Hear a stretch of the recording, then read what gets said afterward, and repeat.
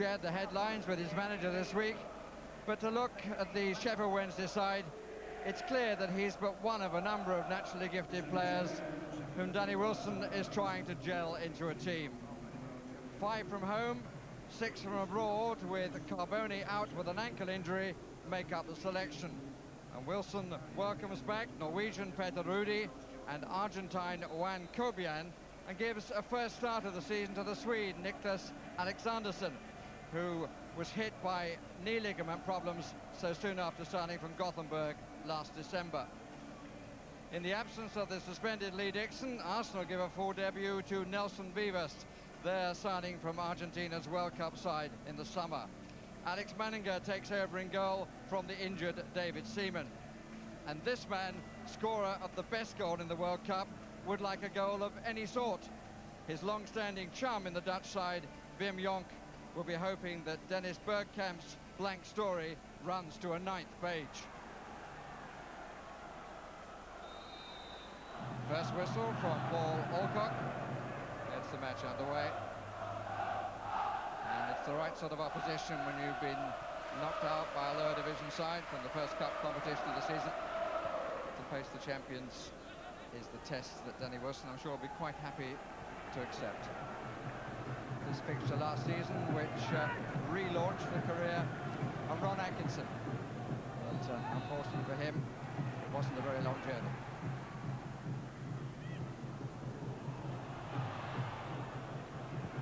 Adams' first clearance, but he finds a colleague in the way.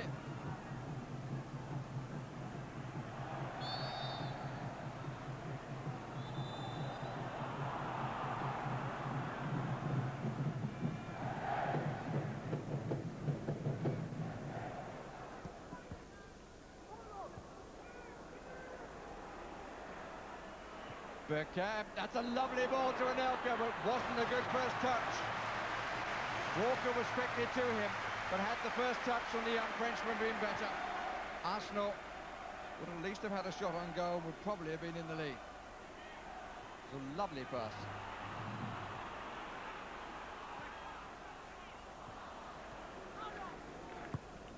Vivas immediately on by Bergkamp, and Parler gets in behind Hinchcliffe.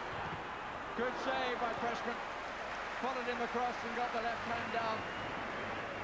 But another really good pass by Dennis Bergkamp, which utilised the pace of Ray Parler and caught Andy Hinchcliffe more than a bit short.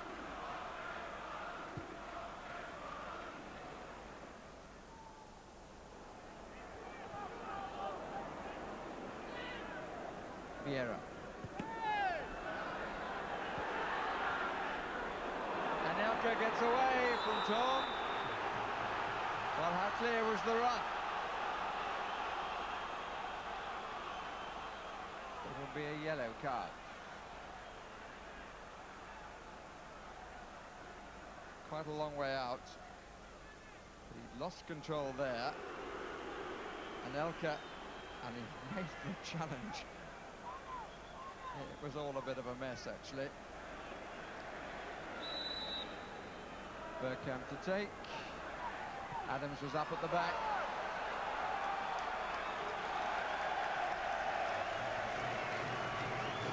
I think it's just the highlighting of the hair, but his head seems to be even more in evidence than usual this afternoon. Canio left. Humphries looking for the flick on. Humphries didn't make contact. Hinchcliffe. Rudi. Interesting. And it was Alexandersson who couldn't make proper contact. As Adams was very nearly decapitated by Petit and all that. Rudi's curling cross inside. And it was probably spinning, and the Swede couldn't control it.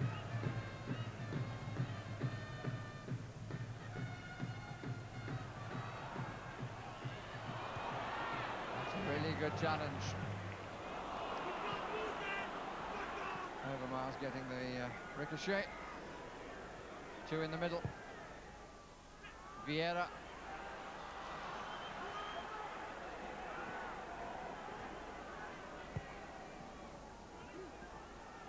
he's plenty back now for Wednesday. And Elka goes one way then the other.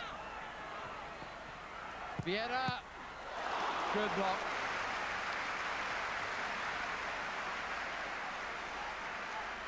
Good French connection made. Excellent play by Nicolas and Elka.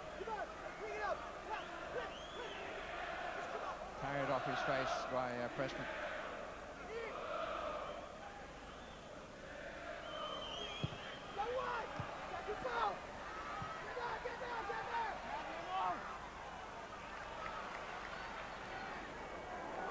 Alexanderson keeps it in.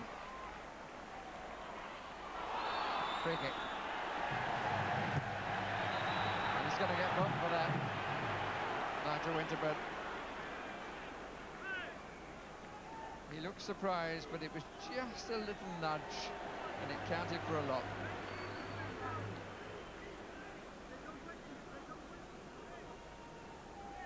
Back in the wrong way, and he might feel that that was quite inadvertent. Replay suggested that he could have had a case. Well, I didn't see the replay, and neither, rather more importantly, did the referee. The first time of asking. This is Anelka, that's well seen. He's got a problem now, though. Parla is inaccurate.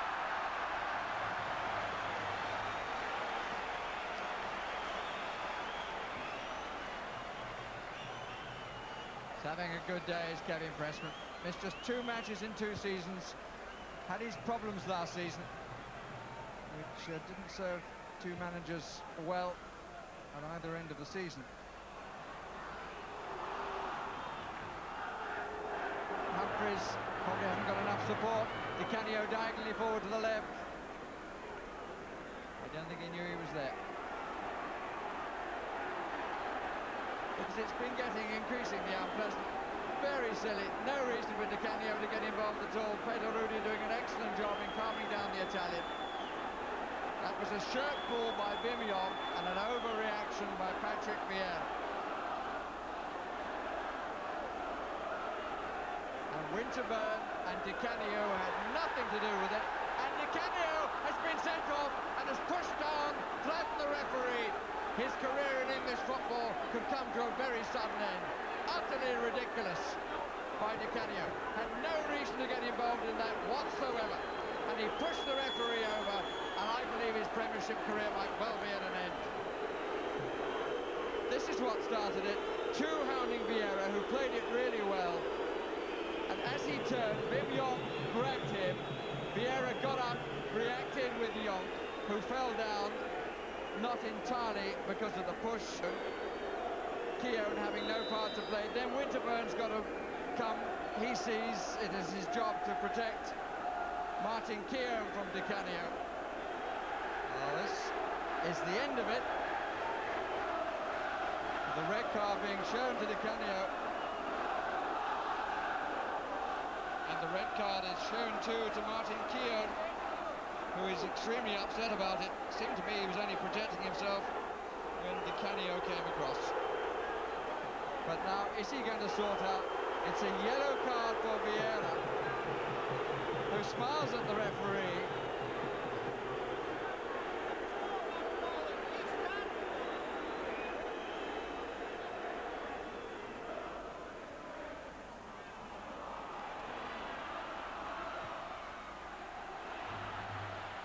By Vivas. This is Vimion.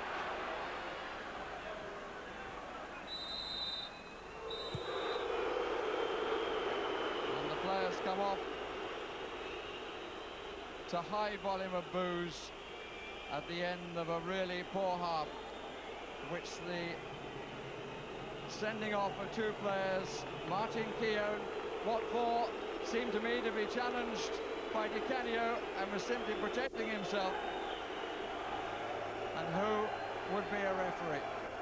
He comes off smiling, but like the rest of us, surely hasn't enjoyed that half, particularly its conclusion.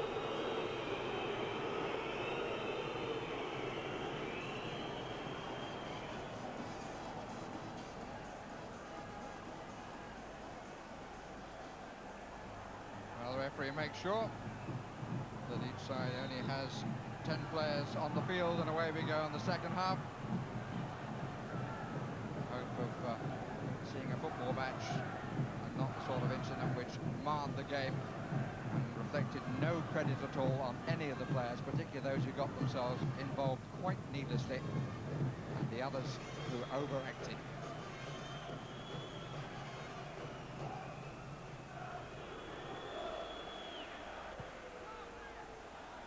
Parler. Chance here for Bergkamp. Good save. 3 times Pressman has denied Arsenal in his own inimitable fashion. Quite a lot of curl. Rudy who headed away.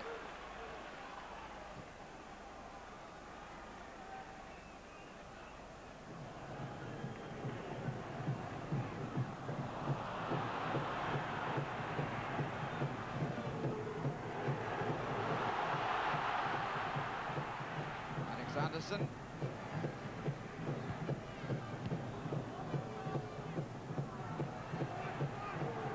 Gobian.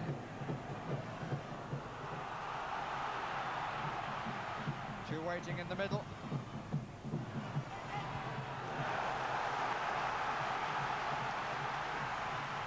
Winterburn putting it out with more comfort than he probably should have been allowed. Tom. Prepared for the diagonal run. Doesn't get that far.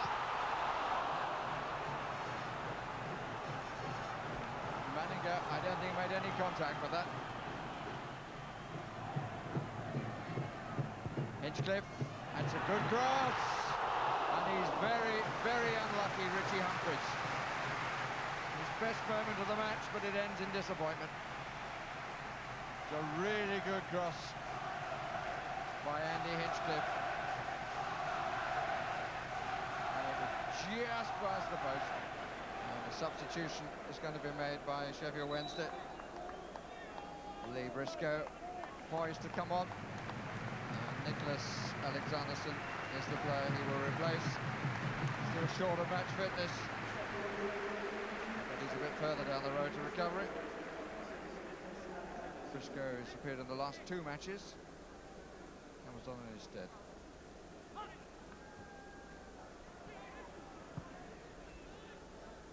Walker.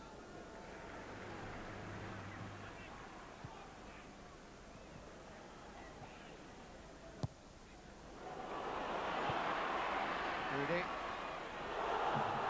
Took it cleanly away from Vivas. Humphries!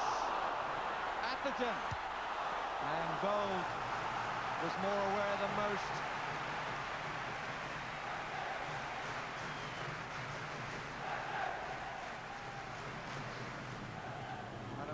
Contest. No goals, plenty to talk about. Oh, it's a good save by Manninger from Tom.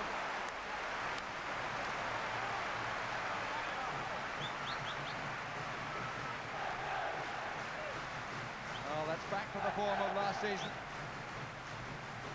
Powerful header. And a very good tip away.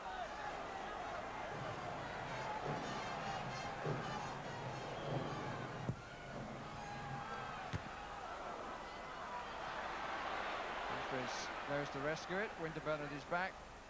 Kobian. Good covering header, this time by Parler. And Steve Bold has blood pouring from his head and will need attention.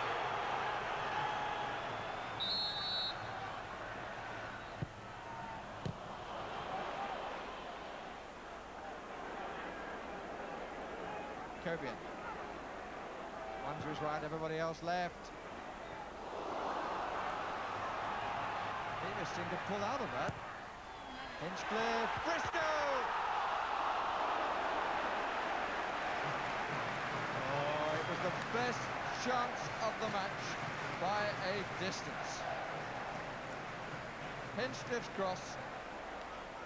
Goalkeeper couldn't take it and should have been given no chance, but was able to parry it away.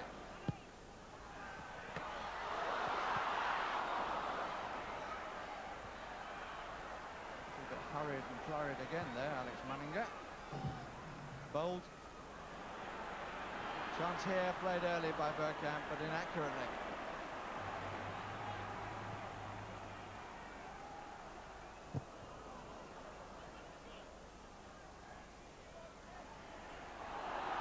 Walker caught in possession, 3-on-2, Parlour to the right. Not a good ball to Anelka, from Anelka rather, and another good save. But it wasn't a good pass by Anelka. Easy to say from here, but if the ball had been pushed into a position where he could run on and hit it without checking, it might have been more difficult for Pressman to narrow the angle. But all credit to the goalkeeper again.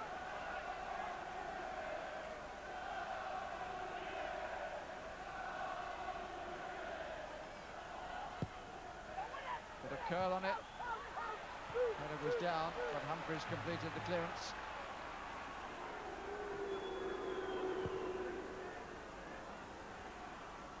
Vivas.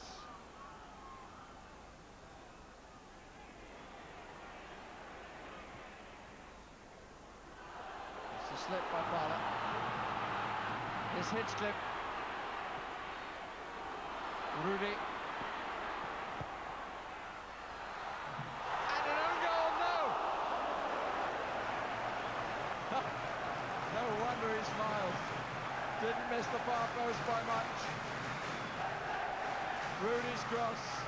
Adams made his first mistake of the match. And it produces only a corner.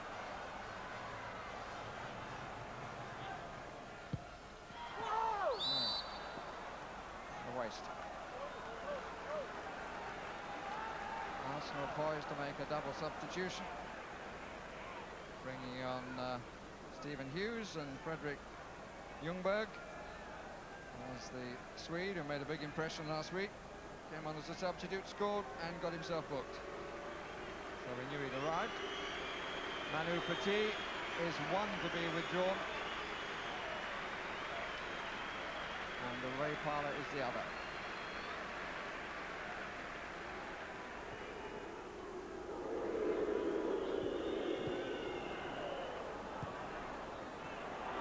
Anelka hit it well! Brilliant save by Kevin Pressman. Probably his best of the match. And he's made 5 now worthy of the crowd's acclaim. Really struck it well with Anelka. Very good turn away.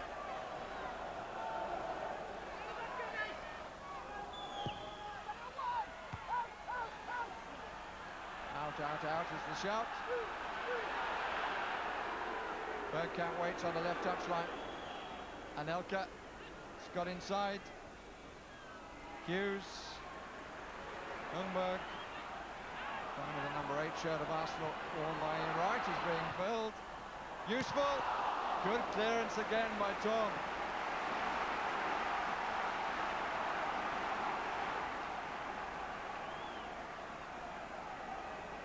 Bold.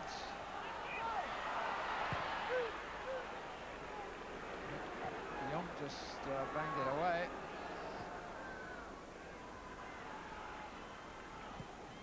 Arsenal shown the greater enterprise in the closing stages. Strange challenge by Vivas. Yonk. Briscoe. Yes!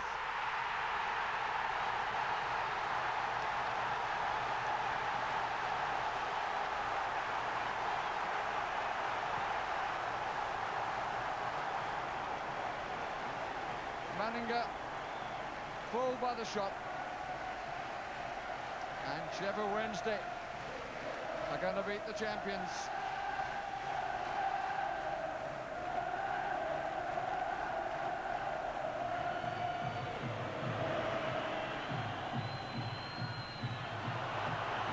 Not sure what Briscoe was doing there.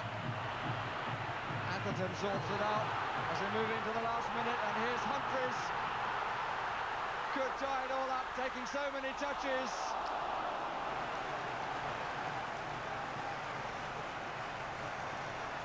Really had no confidence that he was going to be successful.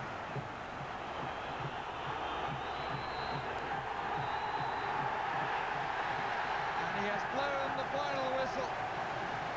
Arsenal beaten for the first time this season, and Briscoe's goal for the record, the 90th scored by Sheffield Wednesday in home matches against Arsenal over the years. Arsene Wenger finding that history does not lie.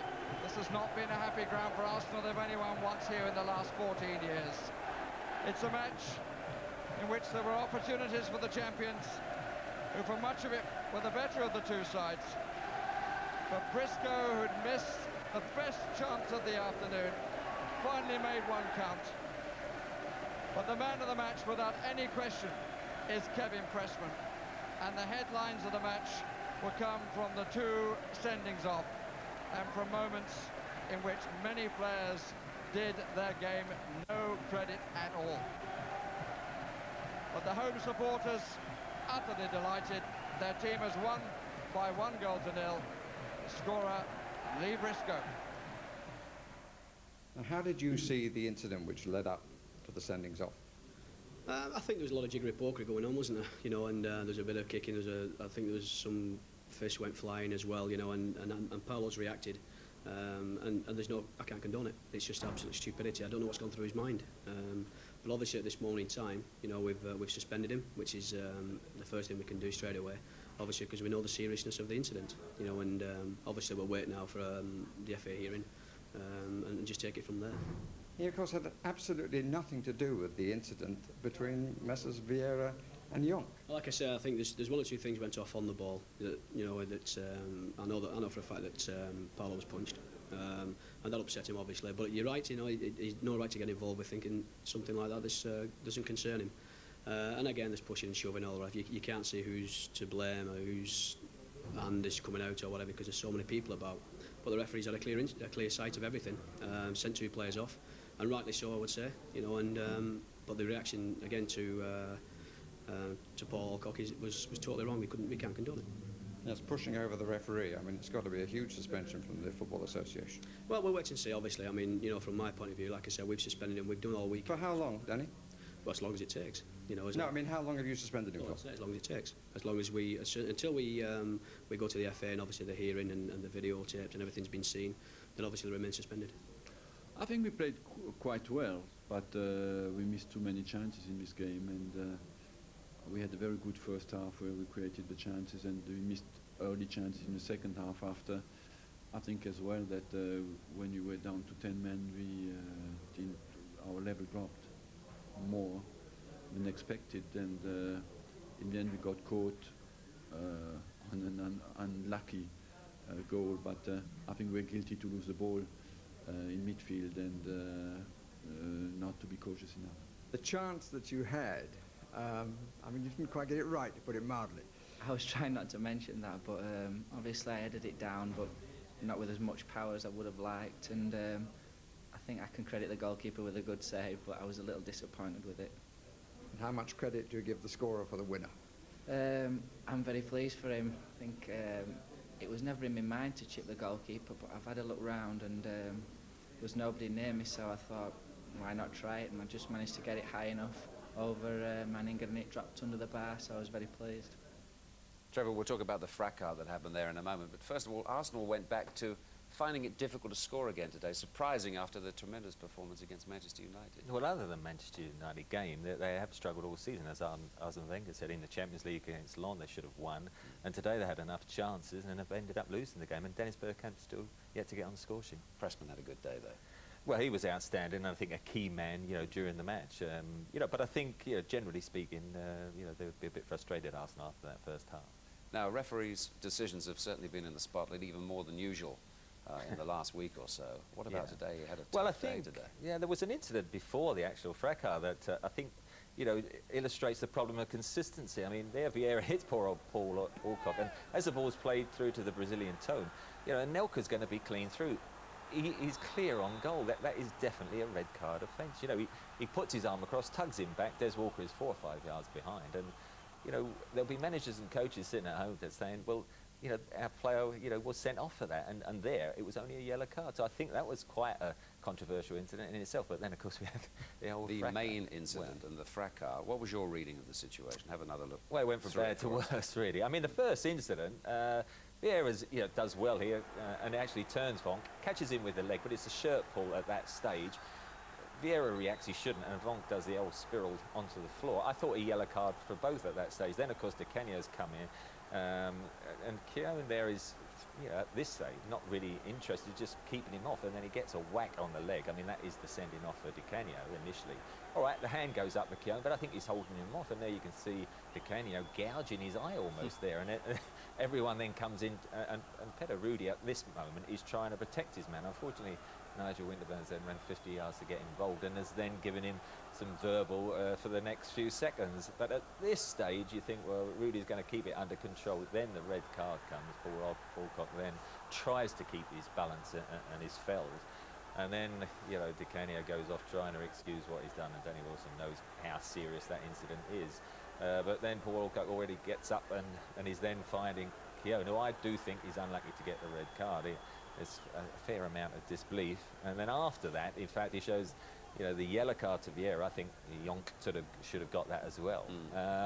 And of course, you know, Di Canio's the one who's going to be in serious. I mean, I don't think as a player we'll see him before Christmas. And in fact, I wonder if that's the end of his career. I think it is. I think you know, they've had a bit of a delicate rapport with Danny Wilson and I think the club will sell him now. Yeah, we noticed too that reports tonight say police are investigating an incident after the final whistle involving Patrick Vieira, so we'll hear more about that in due course. What did you think of it all? Well, I think we touched on it before when Arsenal played Chelsea. As champions, they are a huge scalp. They're going to get confrontations everywhere they play. And then they got again today. It's how you react to the confrontation. And every time I see them play, they react badly. They're a superb team. But in the end of the day, it's going to cost them. I agree with Trevor. I think Keown was unlucky. But Vieira reacts badly, and Winterburn reacts badly. We've almost forgotten Sheffield Wednesday won the match. What about them? What are your feelings? Well, I about think when them it was 11 against 11, Arsenal were in control, but it almost as if then the sending off fired up Sheffield Wednesday. I thought they played well there. Kevin Pressman, you mentioned, I mean, key in the early start of the second half. Dennis Bergkamp through, normally would score, but he stood up well.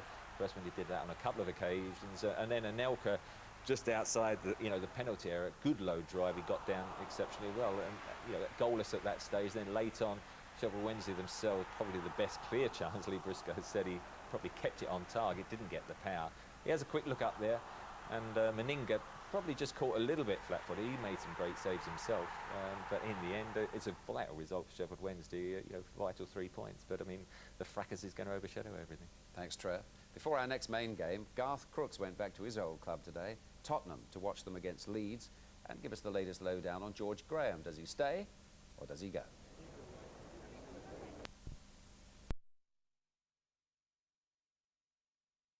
Steve Lee reporting there. Well, Aston Villa go 5 points clear at the top of the Premiership tonight. Derby remain in second despite losing to them.